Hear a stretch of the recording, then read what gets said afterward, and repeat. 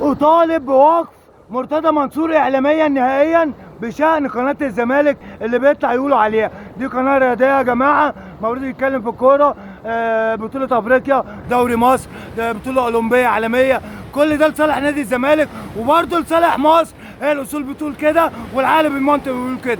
دي قناة رياضية مش قناة سياسية بتدخل الكورة في السياسة، في الإعلام، في أستاذ حكايات، وبتجيب شيرين عبد الوهاب الفنانة وقصص بتدخل السياسة في الكورة.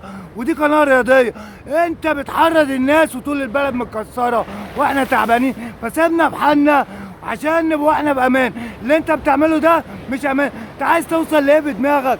بتحرض الناس. انت مع مين؟ مع الاخوان ولا معاك الاغلبية؟ انت عايز توصل لايه؟ هات لنا كورة نتفرجوا على.